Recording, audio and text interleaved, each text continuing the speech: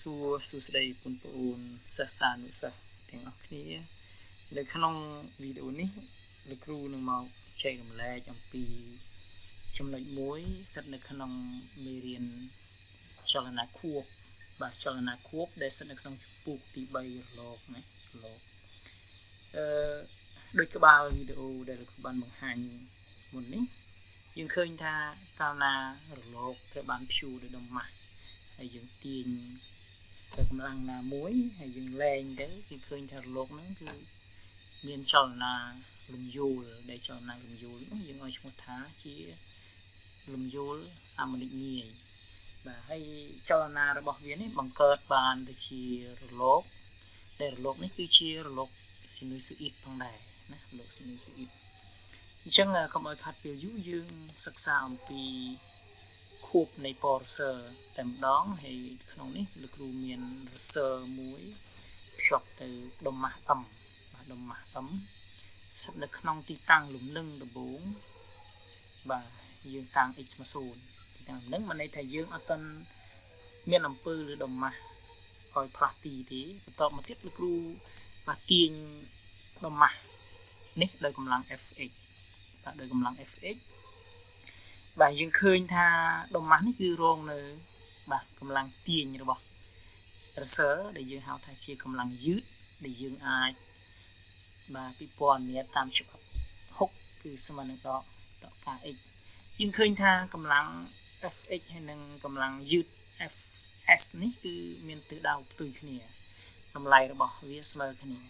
ខ្ញុំសន្មតថាប្រវែងដែលខ្ញុំទាញបាទពីទីតាំងលំនឹងនេះបានប្រវែង x បានប្រវែង x ណាអញ្ចឹងនៅពេលដែលគេលែងបាទរសើរទៅរសើរនឹងបាទមានចលនាតាមទិសដេកបង្កើតបានទៅជាលំយោលហាម៉ូនិកងាយហើយគេអាចពិព័រណ៍នេះបានទៅជារលកស៊ីនូសូអ៊ីតទៅណាអូខេអញ្ចឹងយើងអាចប្រាប់គេថាបាទរសើរនេះបាទសំទោសឬរសើរណារសើរត្រូវបានភ្ជាប់ទៅដុំម៉ាស់ M ហើយទាញឲ្យផ្លាស់ទីបានប្រវែង x ពីទីតាំងលំនឹងដូចក្នុងរូបនេះក្នុងរូបបាទបានប្រវែង x អញ្ចឹងនៅពេលដែលទាញយើងប្រាប់គេដុំម៉ាស់នេះរងនៅកម្លាំង2ចាកម្លាំង2គឺកម្លាំងទាំងពីរនេះមានទិសដៅផ្ទុយគ្នាដែលកម្លាំងទី1កម្លាំងទាញរបស់រសើរយើងទាញណាយើងទាញរសើរកម្លាំងទាញរសើរយើងអនុវត្តតាមច្បាប់ទី2 Newton គឺ Fx ស្មើនឹងសំទោស Fx ស្មើនឹង ma បាទ ma អធិស្ឋានកន្លែងនេះយើងអត់គិតទៅកាត់រវាងដុំម៉ាស់បាទដុំម៉ាស់ជាមួយនឹងផ្ទៃដែលត្រូម៉ាស់នេះទេណាយើងមានន័យថាគិតអាចចូលបានបាទគិតអាចចូលបានកម្លាំងទី2គឺកម្លាំងយឺតរបស់រសើរដែលយើងអនុវត្តតាមច្បាប់ហុកគឺស្មើនឹងដកការ x បាទ fs ហ្នឹងស្មើដកការ x ដោយកម្លាំងទាំងពីរមានតម្លៃស្មើគ្នាគេសរសេរបាន f នៃ x ស្មើនឹង f នៃ s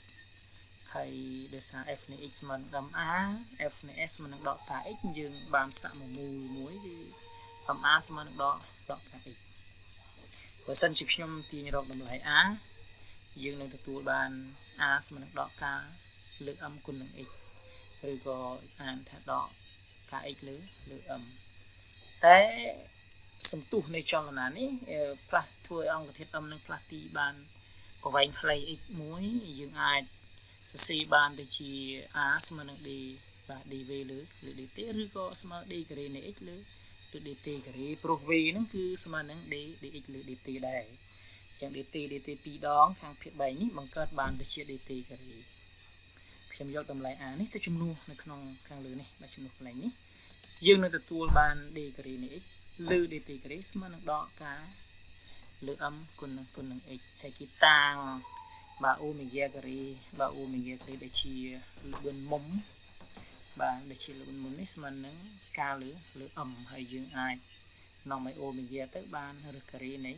បាទបំបត្តិការ៉េខាងអង្គទី1ពាក្យរឹសខាងអង្គទី2គឺបានការលើ m បាទការលើ m អញ្ចឹងយើងយកតម្លៃនេះមកជំនួសក្នុងនេះវិញគេទទួលបានមកវិញបាទ d ការ៉េនៃ x លើ dt ការ៉េស្មើនឹងដកអូមេហ្គាការ៉េគុណនឹង x បាទខ្ញុំបោះដកអូមេហ្គាការ៉េ x នេះមកក្នុងមួយអង្គទី1យើងនឹងទទួលបាន omega ការ៉េលើ dt ការ៉េបូកនឹងបាទសំទោស d ការ៉េនៃ x លើ dt ការ៉េបូកនឹង omega ការ៉េ x ស្មើ0ហើយតម្រងសមីការនេះគេហៅថាជាសមីការ differential លំដាប់2បាទ differential លំដាប់2ហើយគេដោះស្រាយចម្លើយនៃសមីការនេះឬក៏រឹសនៃសមីការនេះគេនឹងទទួលបានបាទគឺអធិស្ស្រ័យស្រអឺគឺបាន x នៃ t ស្មើនឹង a គូ omega t បូក phi ដែល a នេះជា amplitude បាទ amplitude នៃចលនានេះហើយ t នេះគឺជាខណៈ t ណាមួយដែលយើងអាចសេ omega t បូក phi ដែល phi នេះជាផាសដើមនៃលំយោលនៃរលកបើសិនជាលំយោលនៃរលកនេះអត់មានទេយើងដាក់ស្មើ0មក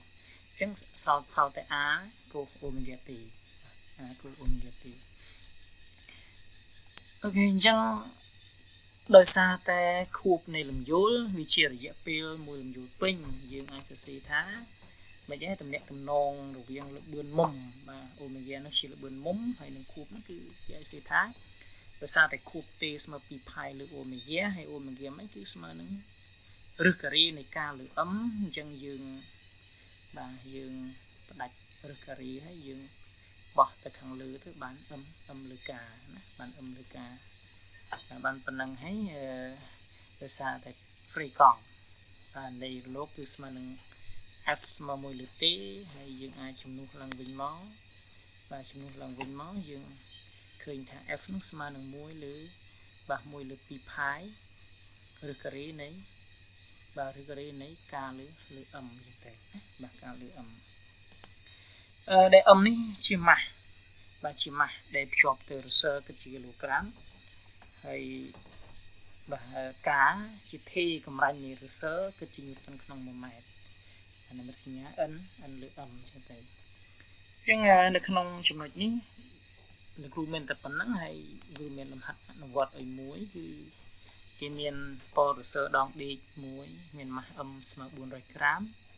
មានថេកម្រាញ់ការស្មើនឹង10ញូតនក្នុងម៉ែត្រគេឲ្យយើងគណនាខួបនៃប៉រសើរនោះបាទប៉រសើរនោះអញ្ចឹងយើងប្រើរូបមន្តរបស់យើងគឺខួបស្មើនឹងអីគេបានដោះស្រាយគណនាខួបនៃប៉រសើរអញ្ចឹងខួបរបស់យើង2 pi ឬការ៉េនៃ m លើការដោយ m ស្មើនឹង400ក្រាមយើងបំបែកនៅក្នុងប្រព័ន្ធអន្តរជាតិ SI គឺស្មើនឹង4សំទោសស្មើ 0.4 គីឡូក្រាមហើយការនេះគឺស្មើ10ញូតនក្នុងម៉ែត្រយើងចំនួនចូលក្នុងយើងចំនួនទៅបានពី t ស្មើ2 pi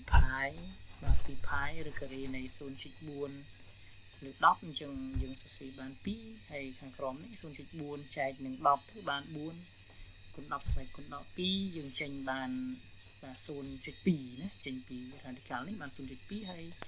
យើងគុណជាមួយនឹង2 pi ទៅបាន 0.4 pi វិនាទីបាទខ្ញុំមកបំបែក pi ទេហើយចម្លើយរបស់បាទលំហាត់នេះគឺស្មើខួបនៃបាទខួបនៃប៉ូលរសើរនេះគឺស្មើនឹង 0.4 pi វិនាទីអញ្ចឹងទៅណាបាទហើយក្នុងវីដេអូនេះគ្រូបញ្ចប់តែប៉ុណ្នេះអរគុណសម្រាប់ការតាមដានការយកចិត្តទុកដាក់ហើយបើសិនជាមានកំហុសខុសឆ្គងដោយអចេតនាសូមអធិស្ឋានសូមបញ្ចប់តែប៉ុណ្នេះសូមអរគុណ